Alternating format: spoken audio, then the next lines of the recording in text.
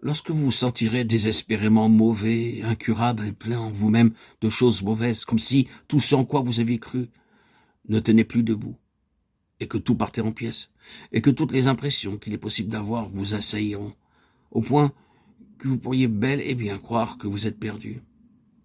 Si lorsqu'il en sera ainsi, vous prenez la position que tout cela a à faire avec votre pauvre nature déchue, votre pauvre moi, que Christ en vous est différent de cela, et que par la foi, vous appuyez sur lui, la puissance du diable sera détruite, sa sagesse sera déjouée, et il y aura la gloire.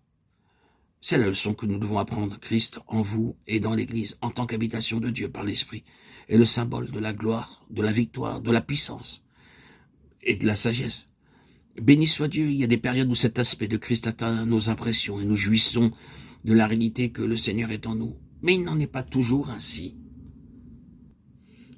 Une indigestion peut avoir le plus étrange effet sur notre vie spirituelle, de sorte que notre conscience soit affectée.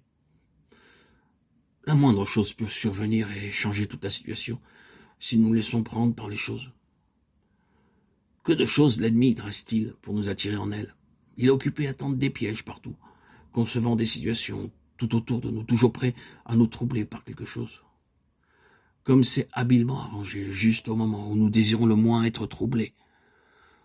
Retournez chez vous après un temps avec le Seigneur au sein de son peuple, vous sentant glorieusement édifié, probablement quand vous franchirez le pas de la porte, il y aura quelque chose qui vous attend. Comment alors allez-vous déjouer le diable, l'emporter sur lui, le défaire, en ne nous laissant pas entraîner dans les choses? Ce n'est pas facile, mais ne pas se dévoyer en entrant dans les choses, ne pas être attiré dans le domaine de la vieille création, point d'y prendre part, mais se maintenir sur la base où l'adversaire doit faire face à la perfection de Christ et le surmoyen de sa défaite, quoique nous puissions devoir supporter la situation difficile, endurer la souffrance et l'angoisse de cette situation pendant un temps assez considérable. Mais notre position est que Christ est plus que cela. Christ en nous est plus fort que cela. Et se repliant sur la foi qui est en nous, étendant spirituellement le bras vers Christ en nous, comme étant à la hauteur de cette situation, nous devons la répudier.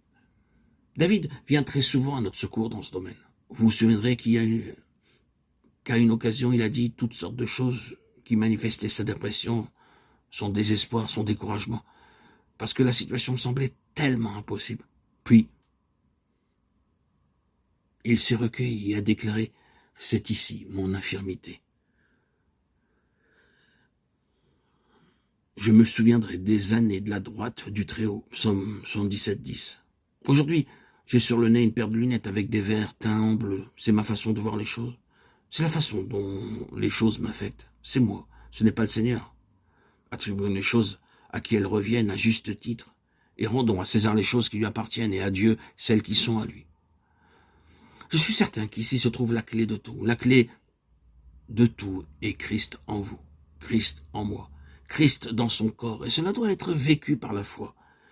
C'est la clé de la sagesse supérieure pour déjouer et dominer l'ennemi. Il sera défait si nous vivons sur Christ comme base et refusons de vivre sur la nôtre. Que le Seigneur rende ceci clair pour nous.